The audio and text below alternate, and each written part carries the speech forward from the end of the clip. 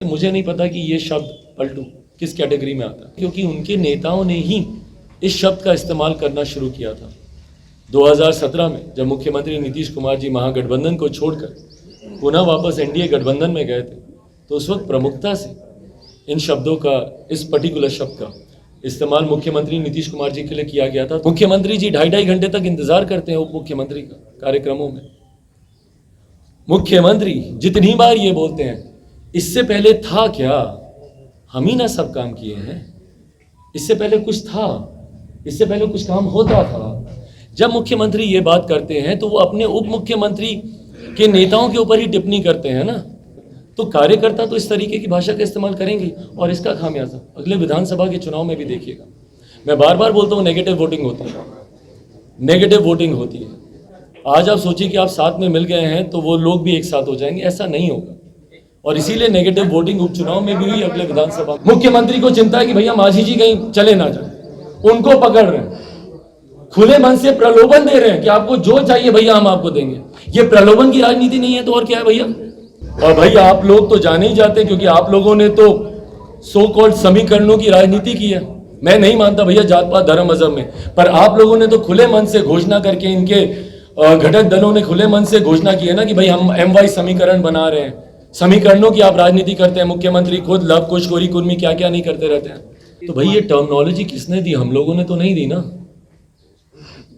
ये शब्द का इस्तेमाल किसके द्वारा किया गया था भाई। देखिए, मैं वैसे भी मैं शब्दों की मर्यादा में रहकर अपनी बातों को रखने का हमेशा प्रयास करता हूं, और मैं हमेशा पक्षधर हूं कि राजनीति में शब्दों की मर्यादा कभी गिरनी नहीं चाहिए। असंवैधानिक, अनपार्लियामेंट्री मैं नहीं बोलूंगा, बट कई ऐसे शब्द हैं जिसका राजनीति में इस्तेमाल नहीं होना चाहिए। अनपार्लियामेंट्री शब्दों का तो इस्तेमाल नहीं होना चाहिए। मुझे नहीं पता कि ये शब्द पलटू किस कैटेगरी में आता है, बट हैविंग सेड दैट, मेरे प्रदेश के मुख्यमंत्री हैं वो, मैं उनकी नीतियों का विरोध करता हूं, बट व्यक्तिगत तौर पर मैं कभी भी उनको किसी भी ऐसे शब्दावली से पुकारना नहीं चाहूंगा। मुझे उस वक्त भी ऐतराज था कि क्यों ऐसे शब्दों का इस्तेमाल किया जा रहा है। तो जिस वीडियो का आप जिक्र कर रहे हैं वो स्वाभाविक है कि उनके कार्यकर्ता होंगे, क्योंकि उनके नेताओं ने ही इस शब्द का इस्तेमाल करना शुरू किया था। 2017 में जब मुख्यमंत्री नीतीश कुमार जी महागठबंधन को छोड़कर पुनः वापस एनडीए गठबंधन में गए थे, तो उस वक्त प्रमुखता से इन शब्दों का, इस पर्टिकुलर शब्द का इस्तेमाल मुख्यमंत्री नीतीश कुमार जी के लिए किया गया था। तो आज अगर उसी रैली में भाई नेता मिल जाते हैं बट कार्यकर्ता नहीं मिल पाते हैं ना, और इस भ्रम में नेता जीते हैं। उत्तर प्रदेश में भी हम लोगों ने देखा था, जब पिछले विधानसभा के चुनाव हुए थे, तो कई ऐसे स्थानीय क्षेत्रीय दल हैं जो दावा कर रहे थे कि भैया एक तरफा माहौल है, एक तरफा माहौल है। क्या हो गया, अखिलेश जी और मायावती जी के मिलने के बावजूद, सपा बसपा के एक साथ आने के बावजूद, उत्तर प्रदेश विधानसभा के चुनाव के परिणाम तो हम लोगों ने देख लिए ना। कारण क्या था, नेता मिल गए, कार्यकर्ता तो जमीन पे नहीं मिल पाया ना। इसको अगर राजनीतिक भाषा में कहा जाए, दल मिल जाते हैं, दिल नहीं मिल पाते हैं। यही यहाँ पर भी हो रहा है भैया, नेता, और यहाँ पे तो भाई नेता भी नहीं मिल पा रहे। विडंबना तो इस बात की है, नेता तक नहीं मिल पा रहे। मुख्यमंत्री जी 2.5 घंटे तक इंतजार करते हैं उप मुख्यमंत्री का कार्यक्रमों में।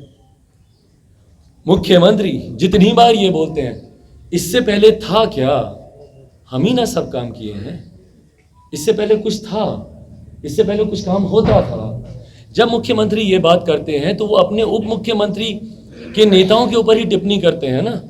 किस पे करते हैं, वो 70-75 के दशक की बात तो नहीं कर रहे हैं मुख्यमंत्री। विकल्प किसका बन के आए थे, 90 के दशक का विकल्प बन के आए थे, तो उन्हीं पर उंगली उठाते हैं। तो यहाँ तो भाई नेता भी नहीं मिल पाए, तो कार्यकर्ता तो इस तरीके की भाषा का इस्तेमाल करेंगे और इसका खामियाजा अगले विधानसभा के चुनाव में भी देखिएगा।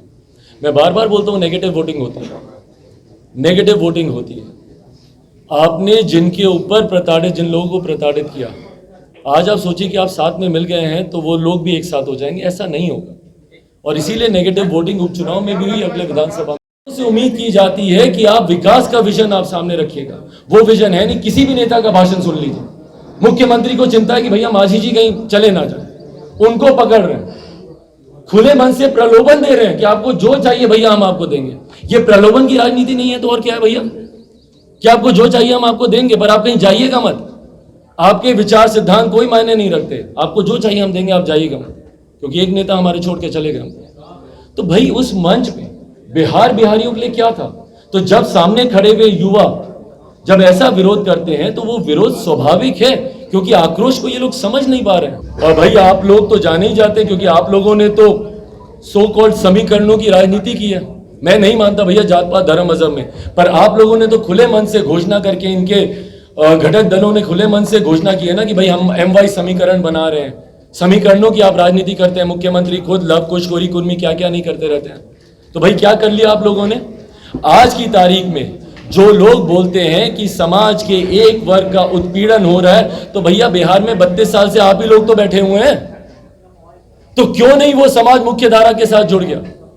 वो अनुसूचित जाति जनजाति हो, पिछड़ा वर्ग से आने वाले लोग हो, अल्पसंख्यक समाज से आने वाले लोग हो। और जब मैं अल्पसंख्यकों की मैं बात कर रहा हूं, मैं सिर्फ मुसलमानों की बात नहीं कर रहा हूं, मैं सिखों की भी बात कर रहा हूं, मैं जैन समुदाय से आने वाले लोगों की भी बात कर रहा हूं, मैं हर वर्ग की मैं बात कर रहा हूं।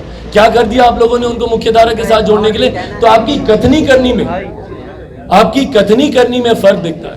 वोट बैंक की राजनीति जो लोग करेंगे उनका हर्ष यही होगा, तीसरे नंबर की पार्टी बने रहेंगे और कृपा पर मुख्यमंत्री बनेंगे। लाइव बिहार YouTube पर सब्सक्राइब और Facebook पर लाइक जरूर करें।